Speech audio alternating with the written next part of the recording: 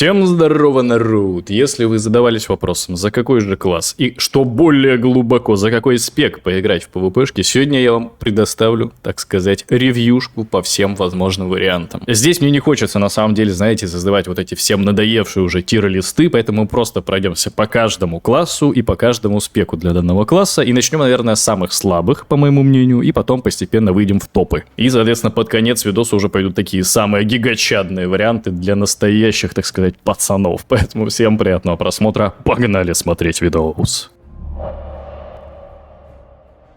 Итак, погнали, значит, D-тир, самый низ, самое дно, самые глубины, в которые я вам вообще не рекомендую погружаться. И на первом месте с конца у нас идет Фури Воин. Воин в специализации неистовства. За всю свою историю игры на Личе я ни разу не встретил ни в союзниках, ни в противниках, ни на двойке, ни в тройке, ни даже в режиме 1x1 на тех серверах, где это доступно. Ни разу я не встречал Фуривара. Ну вот просто ни одного единственного раза. Основным недостатком Фурика является то, что у него нет талантов, которые понижают входящее исцеление по противнику. Те самые таланты, которые у Армса присутствуют. А бегать за Варыча, который долбит противника и при этом не понижают у него захил, но это действительно не то, что вы хотите. Плюс наш другалек неистовства Воин уступает в бурстовом уроне. Нет у тебя возможности очень быстро и много урона нанести. Поэтому, если суммировать две вот эти вот неприятные новости, ну все, Фурик, по сути, неиграбельный в PvP-шке, забываем.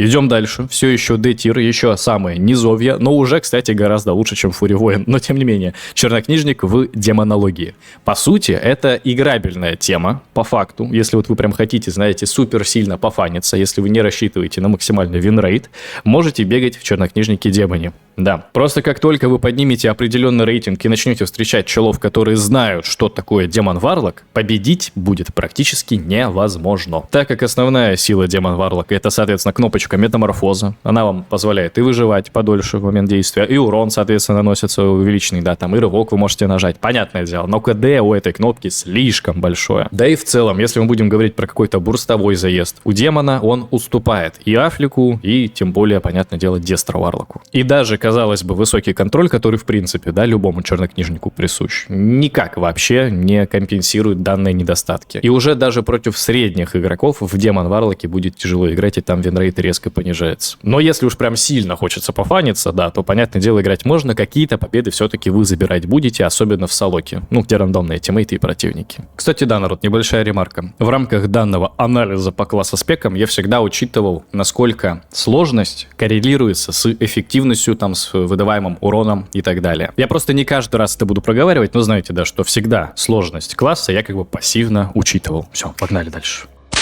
И последним в D-тир, наверное, все-таки я помещу разбойника в специализации Combat Rogue, соответственно, разбойник специализации бой. Во-первых, понятное дело, сохраняются все основные минусы разбойника, это слабая выживаемость, если вы неграмотно отдаете свои дефательные обилки, но вас будут очень быстро стирать. Так при этом еще и комбат-разбойник полностью уступает в уроне как саб-роги, так и разбойнику в ликвидации. Понятное дело, у саба основной приоритет это именно бурстовой дэмэдж, у ликвидации туннельный, а у комбат-роги, по сути, и то, и другое хуже, чем у альтернатив. Поэтому, я не знаю, смысла играть за комбат-разбойника как будто бы вообще на 3.3.5 в PvP-шке нет. Быстренько прорекламирую вам свой телеграм-канал. Из полезного и последнего я там закрепил пост по аддонам. Там присутствует зипник со всеми моими аддонами, которые я использую, и ссылки на видосы, где их, соответственно, разбираю. Плюс периодически постирую туда дополнительную информацию без какого-либо спама, и, естественно, упоминания о всех моих стримах, которые, кстати, на Твиче проходят, тоже там присутствуют. Поэтому переходите на телегу, подписывайтесь, погнали дальше. Итак, погнали. Тир чуть повыше.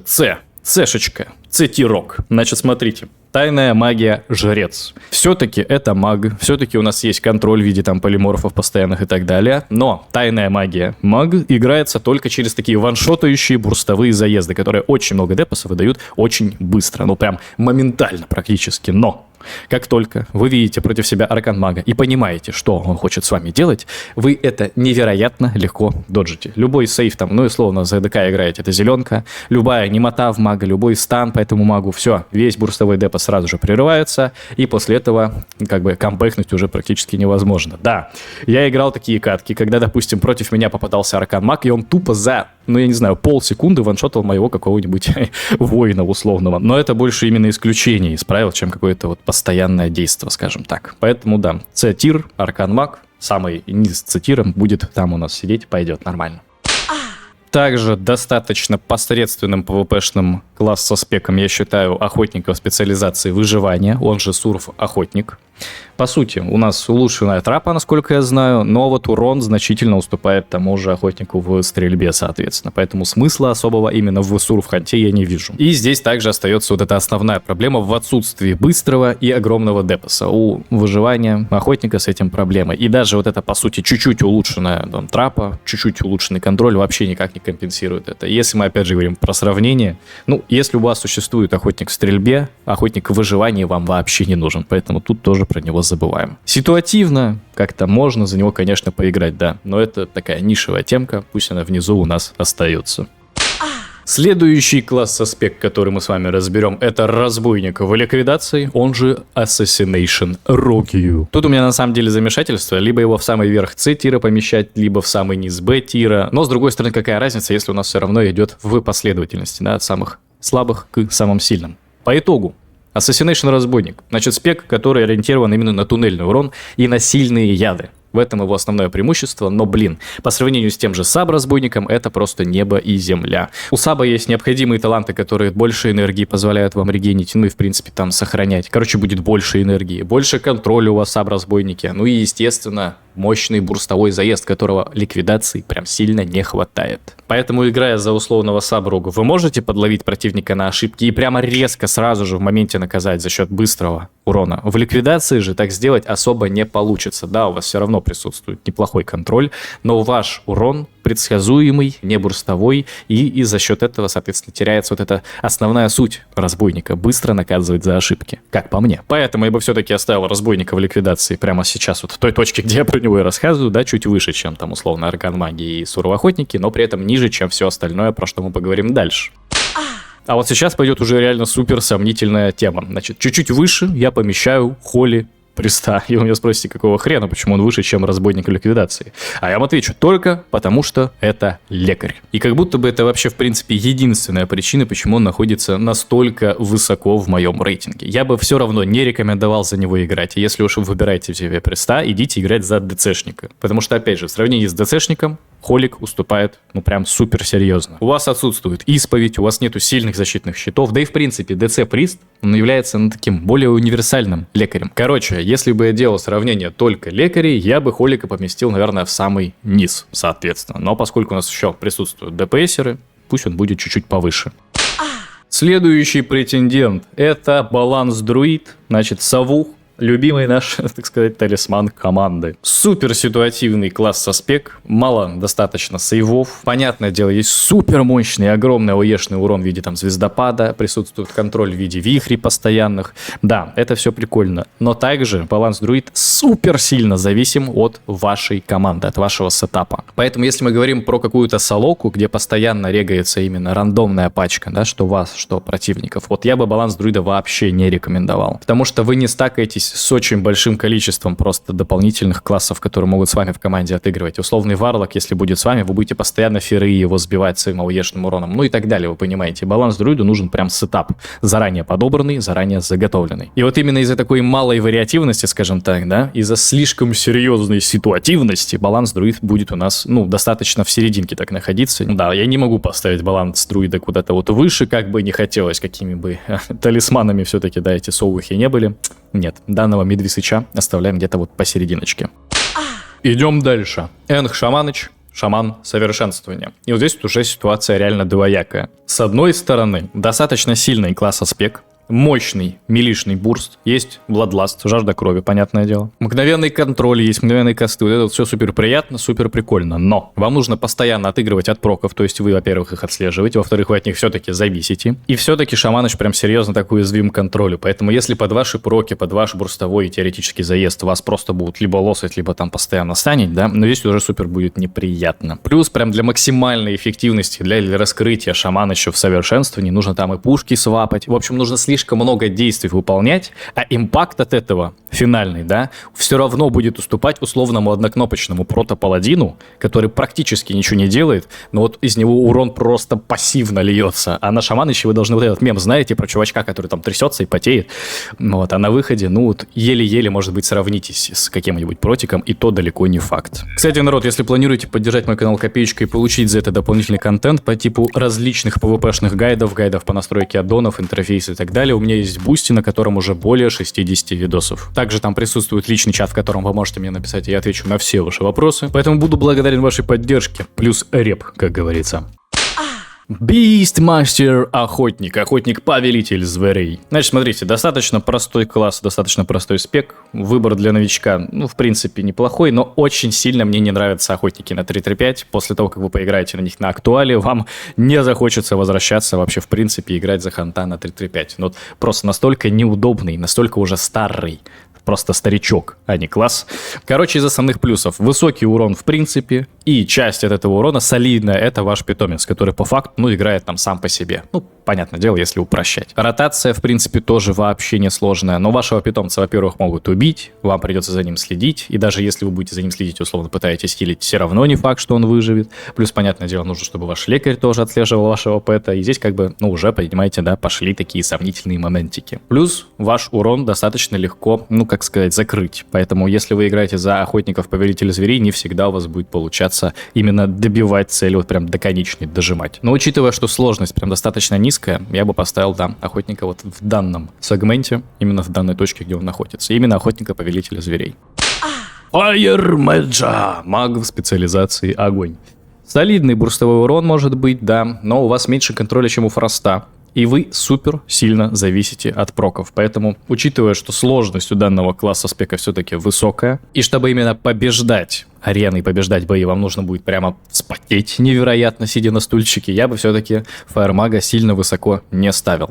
Лично я, когда играю, опять же, понятное дело, за ДКшника условного, я вот не помню, чтобы я, в принципе, какой-то бой фаермагу проиграл. Ну, понятное дело, именно потому что я играю за ДК, тут как бы сложно именно до поражения бой довести. Возможно, против других сетапов себя фаермаг будет ощущать гораздо лучше. Хотя на самом-то деле, играя за фаермага, вы можете постоянно и дизармы накидывать, и вот эту дезориентацию. Блин, не, на самом деле контроль у него до хрена. Но здесь самая и вообще вот существенная проблема, да, самое главное, это то, что именно победить, именно до конца дожать бой, вот с этим будут проблемы. Нужно прям вот настолько все идеально сделать, чтобы еще ваши тиммейты вам помогли. И вот если хотя бы какой-нибудь один из этих аспектов будет не выполнен, ну, скорее всего, да, бой вы проиграете.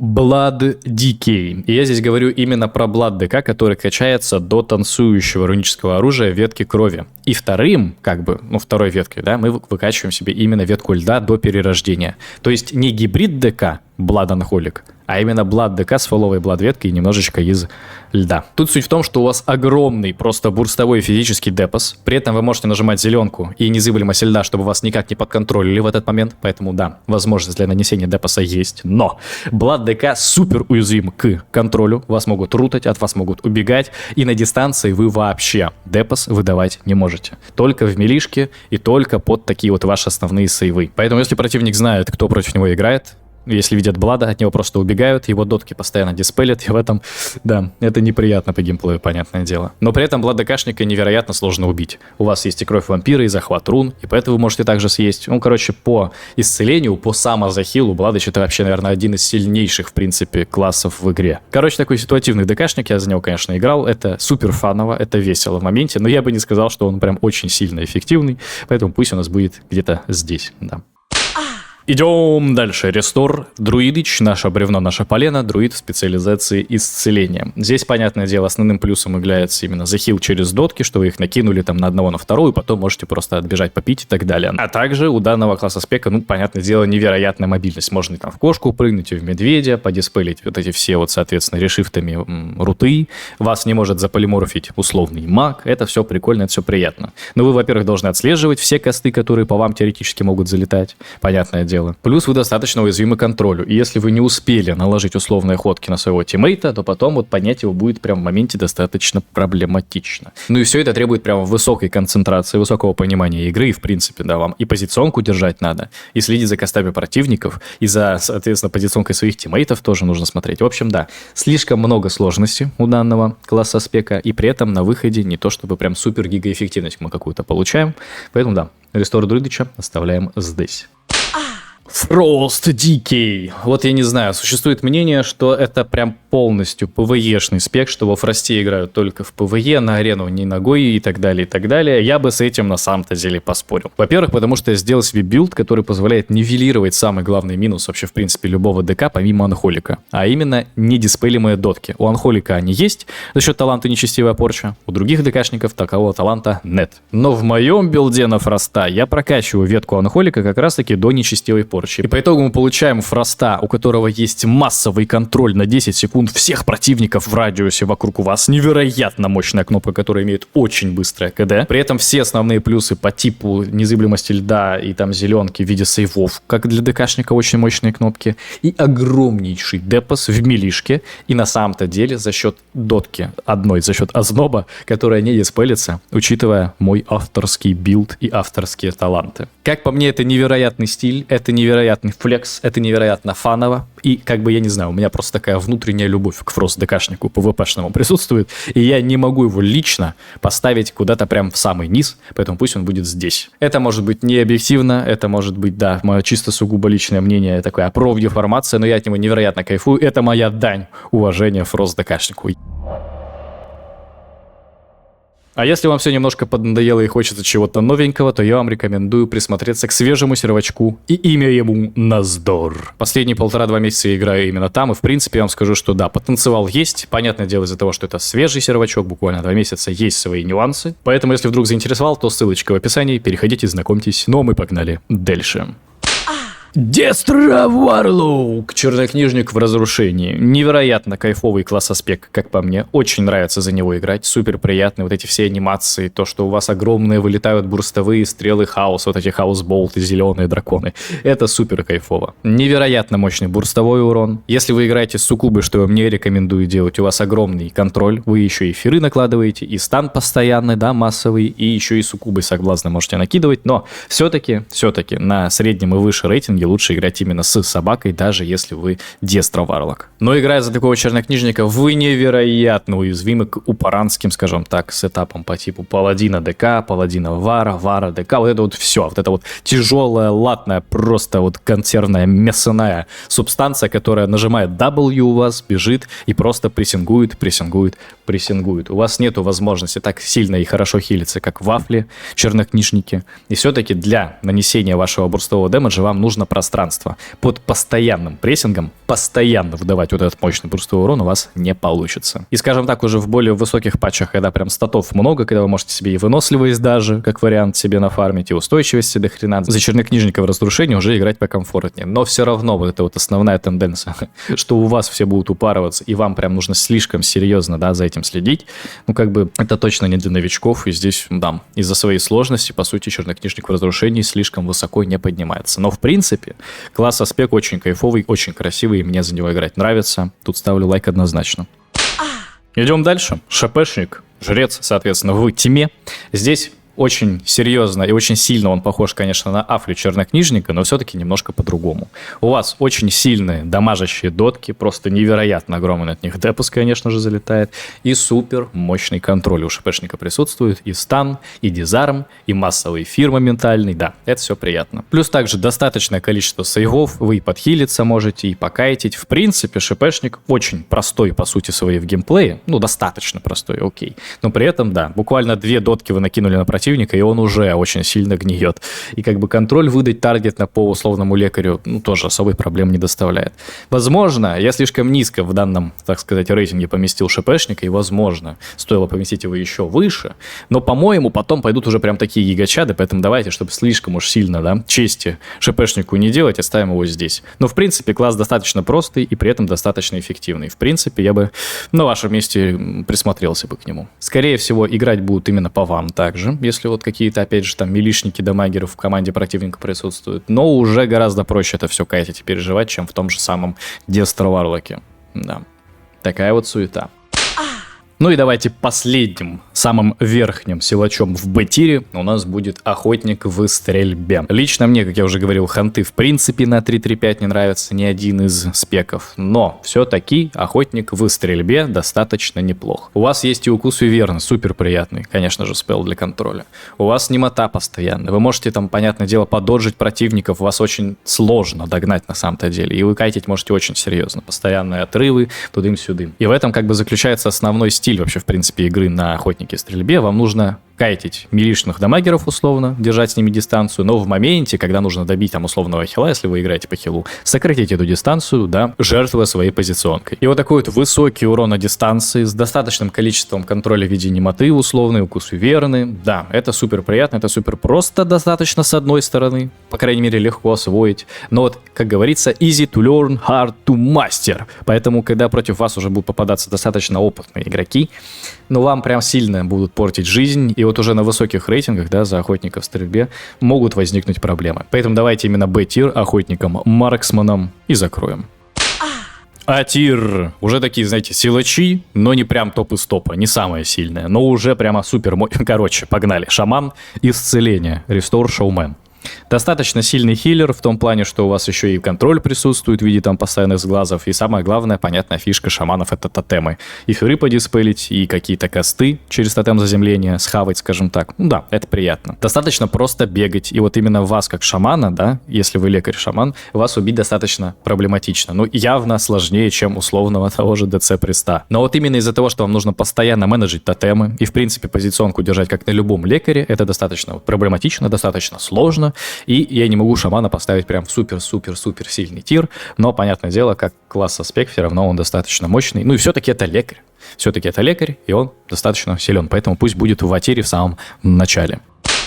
Дальше идет Фрост Меджа. Тут, понятное дело, вы должны быть прямо с уже супер подкованным игроком, достаточно серьезный в управлении класса спек, не для новичков 100%, требует идеального контроля, идеального кайтинга и вот именно тайминги с вашими вообще, в принципе, сейвами, там, ледяная глыба, скачки и так далее. Потому что вы можете использовать ледяную глыбу не только, чтобы, допустим, пережить там какие-то уже последние моменты своей жизни, когда у вас мало хп и вас нужно подхилить, а чтобы задиспелить какой-то контроль важный в моменте, да, но при этом вы жертвуете возможностью эту ледяную глыбу нажать уже именно на сейф. И вот, понятное дело, это все нужно, опять же, отслеживать и от этого всего отыгрывать. Но, естественно, за Фростмага это все компенсируется огромнейшим контролем и замедления, и руты, и станы, и полиморфы, просто все, что вот просто огромный вариант по контролю. Да, у вас будет чуть-чуть ниже урона, чем у других кастеров, если вы не реализовываете свой бурст, но компенсируется это все просто огромнейшим контролем. И вот если вы играете, скажем так, уже на опыте, то Фростмаг, да, это может быть такая супер хорошая стеклянная пушка, которую достаточно легко пробить, но зато за счет кайтинга, за счет замедления, за счет контроля, ну, не факт, что вы вообще до Фроста доберетесь. Идеальный такой класс-аспект для потничей.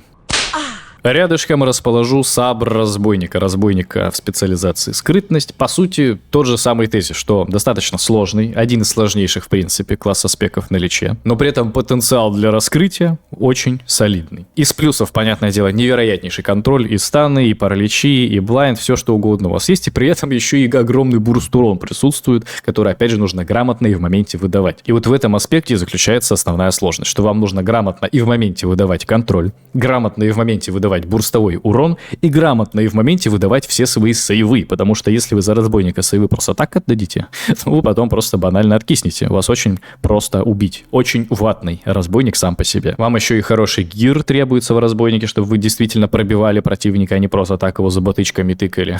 Но при должном уровне, конечно, разбойник раскрывается невероятно хорошо, и в правильных сетапах это может быть прям вообще невероятной пушкой-вышкой.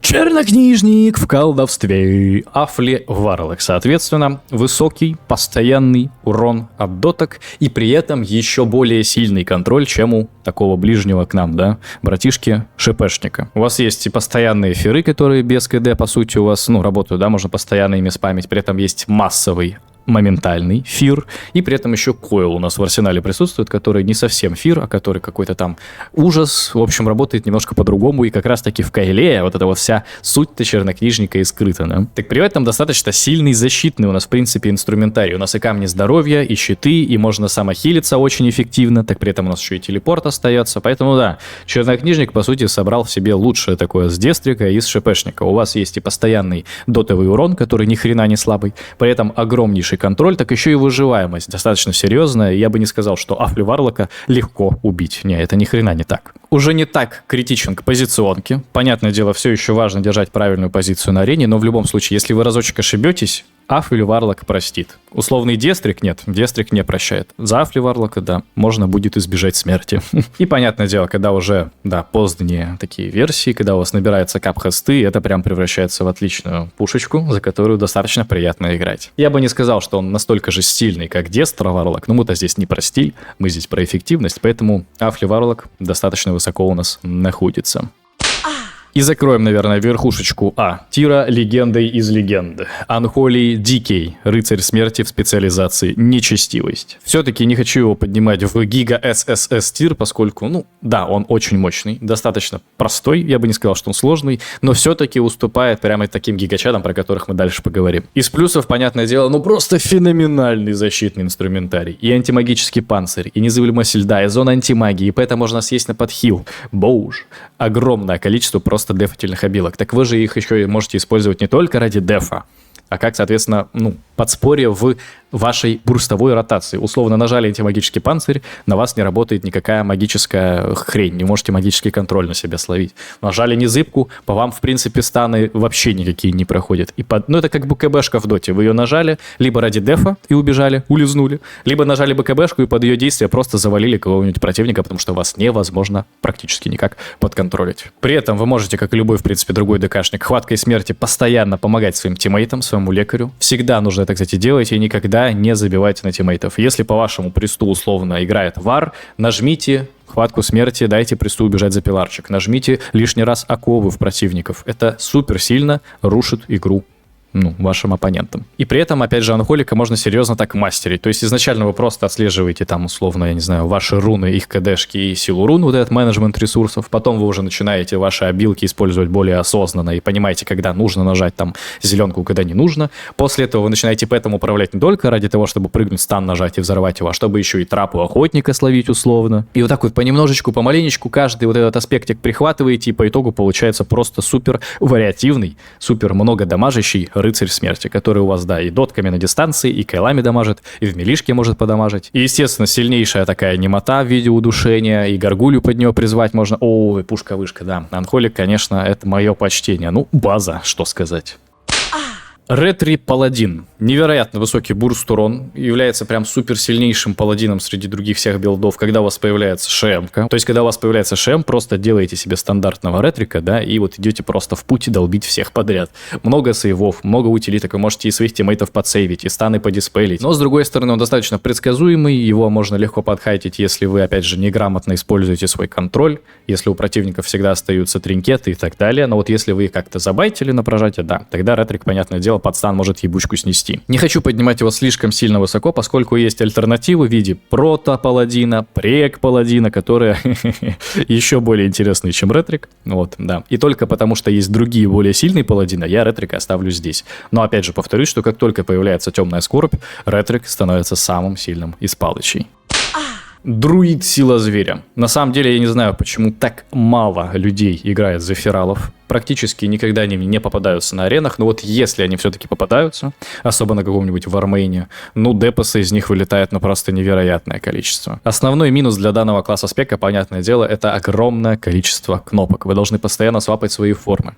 В одной форме, допустим, в медведе вы можете стан нажать, в кошке этот стан уже не работает, там работает другой стан, который нужно комбо-поинтами набирать. При этом, когда вы кастуете вихрь, условно, даже даже если он моментально, у нас все равно из формы зверя выбрасывает, нужно будет прыгнуть обратно. Но как будто бы это малая плата за ту эффективность, которую вы получаете. У вас и огромная выживаемость, у вас невозможно зарутать, потому что вы просто постоянно решифтаете, свапаете форму, и руты все диспелятся. У вас есть огромный бурстовой урон под берсу. Также при этом у вас присутствует урон от доток именно от кровотечений, которые еще и задиспелить нельзя. Огромнейшая мобильность, вы можете убежать подхилиться. Йоу, контроль постоянный в виде вихрей моментальных, я не знаю. Но за Фералычей нужно постоянно чувствовать игру. Гейм-секс, как сказать, должен быть у вас, потому что можно очень быстро откиснуть достаточно, и вы всегда должны понимать, когда нужно убежать, когда вернуться, когда подамажить, когда похилить, когда подконтролить и так далее. В общем, нужно очень много всего отслеживать, и это факт. Поэтому, если судить чисто по силе класса спека, я бы его поместил в S-тир. Но учитывая, допустим, сложность, все-таки пусть он побудет в Ашке.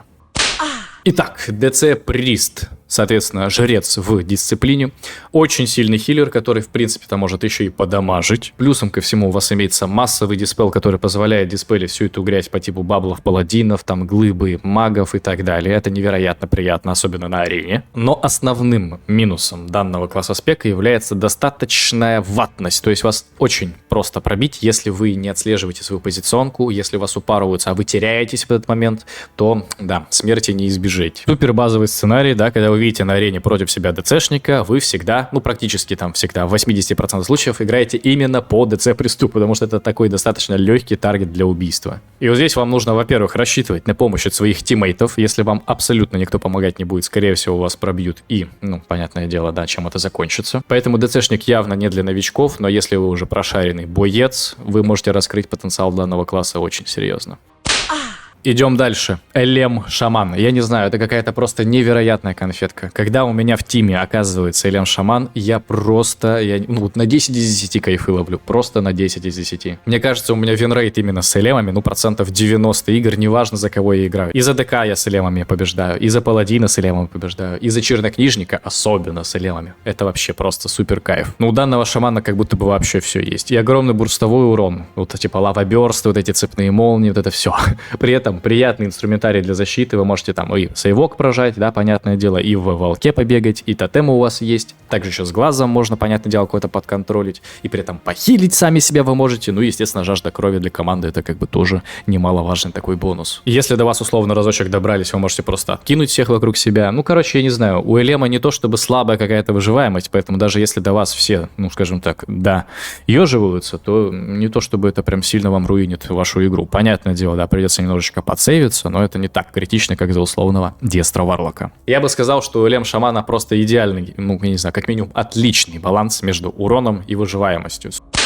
Армс воин специализации оружия. Ну, я не знаю, один из лучших мили-дамагеров, в принципе, особенно, когда появляется темная скорбь. И вот все вот эти вот мемы по типу Charge, Blade Storm, покинуть тело, это уже работает только для БГ условного. Вы постоянно понижаете хил по противнику на 50% там со смертельного удара. При этом можете еще в моменте его разогнать, вот это вот понижение хила до 75%, по-моему, если ничего не путаю. Ну, там явно можно как-то его повысить. То ли неумолимая атака, талант, то ли как-то так называется. Ну и при этом, понятное дело, просто туннельный урон невероятно огромный. Вы просто так и насаживаетесь на противника, что у него уже просто, вот он на стульчике начинает ерзать от того, насколько ему вкусно и приятно. Ну, Вар — это просто такая машина, просто бульдозер, который прет и прет, прет и прет, дамажит и дамажит. Понятное дело, да, вас могут там подрутать, подконтролить в моменте, но если ваш тиммейт это отслеживает и диспелит с вас условные руты, вот тогда-то все проблемы и заканчиваются. Ну и понятное дело, вихрь клинков, как вишенка на торте, кнопка, под которую вас невозможно законтролить. Ну да, вас условно может ДК какой-нибудь хваткой смерти притянуть, ну тогда вы и ДК лицо пробьете. В общем, кому-то